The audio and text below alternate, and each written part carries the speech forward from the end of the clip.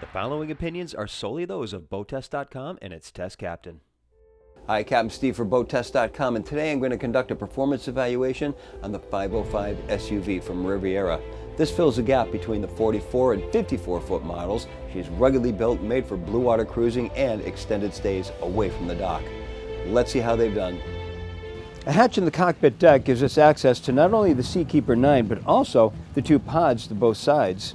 This is also directly connected to the engine room just ahead. Let's take a look. This time the hatch is located in the center of the mezzanine area. And notice the thoughtful touch of the wide treads on the ladder going down. Thank you very much, Riviera. My first impression is roominess, and that's something that is consistent throughout the Riviera lineup. They really do a good job on their engine room layouts, keeping them spacious and efficient. The focal point, of course, being the Volvo Penta IPS 950s. These are an upgrade from the 600 horsepower IPS 800s. They're connected to the pods by jack shafts. Just in between, now I can see the backside of the Seakeeper 9 gyro. Battery banks, house batteries, and start batteries, all contained and nicely sealed and ventilated.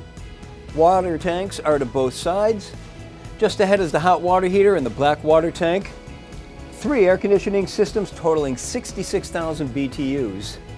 Ahead and to starboard, the 21.5 kW generator is an upgrade from the standard 17 kW.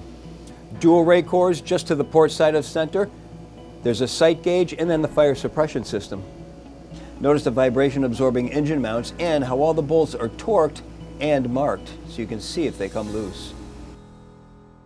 To the starboard side of the cockpit, a 50 amp shore cord on an electric reel to control right inside this compartment. Pull-up fender holder cleats are to each side of the cockpit deck, and in the 2 quarters, 11-inch cleats leading out to chocks.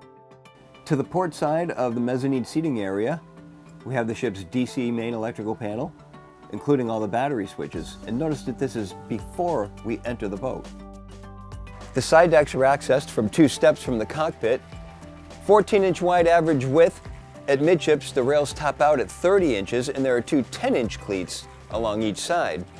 Now this is interesting. Riviera even takes the time to put load limit labels on their cleats.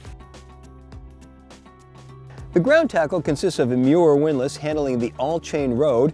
There's a chain stopper, a roller in the deck, and all of that leads out to a roller in the stem, supporting a 27 kilogram ultra anchor, and notice the stainless steel swivel. To the starboard side, there's access to the road locker, and to the port side, there's a fresh and raw water washdown, as well as the remote control for the windlass. To both sides of the anchor are 11-inch cleats leading out to chocks on top of the tow rail. The helm is uncluttered and elegantly laid out. Twin 17-inch displays, 16 is the standard. They're fully integrated with both the engines and the ship's electrical systems, thanks to the C-zone switching. Compass is mounted in the center of the helm. There's a soft touch all the way across the top and along the bottom. Another C-zone panel over to the lower left. The Volvo Penta EBC display. The Seakeeper gyro panel is over on the right-hand side. The IPS joystick is just behind, and then the digital throttle and shift. There's a nice recess for keeping stuff. Remote control for the spotlight. The electrical switching is located just behind the throttle, and then just behind that, the remote control for the Garmin displays. And finally, someone gets it right and puts this where it can be operated from the seated position. I must say these seats exceedingly comfortable. Notice how they wrap around and they're angled downward so you sit in the seat. It becomes a part of you. They're electrically actuated for recline and manually actuated for moving fore and aft. Storage drawers are underneath. There are footrests high and low. The 2 windshields measure 60 inches by 48 inches. There's a 19-inch brow overhead, and this combined with the side windows give amazing panoramic visibility. There's an additional operating station in the port side cockpit. Now let's look at the numbers. With an estimated test weight of 57,859 pounds and the twin IPS 950 engines run up to 2580 RPM, our speed topped out at 34.1 knots. From 1750 on up to 2200 RPM, she'll get a consistent 0.6 nautical miles per gallon. The top of the range offering a speed of 27.9 knots. It's there that the 48 gallon per hour fuel burn resulted in a range of 456.4 nautical miles. all while still holding back a 10% reserve of the boat's 872-gallon total fuel capacity. She's quite responsive to the helm, coming up on plane in 7.1 seconds, and she'll do so with a marginal bow rise. Even in cruise, she still rides in a relatively neutral running attitude, keeping with her excellent sightlines. Pushing the throttles to the stops finds her accelerating to 20 miles per hour in 14.3 seconds. Turns are sedate with a gentle 7-degree roll into the turns and no harsh characteristics, and she comes about much quicker than we would have expected from an IPS-driven boat.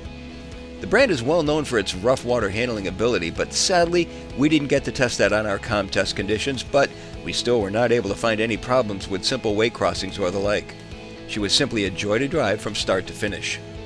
But to me, the most noticeable characteristic with this boat is how quiet, smooth, and fuel efficient it is. These are qualities that really do separate the Riviera brand from the rest of the pack. They put a lot of engineering into these features, and it clearly shows. Well, she's got the handling that we've come to expect from the brand.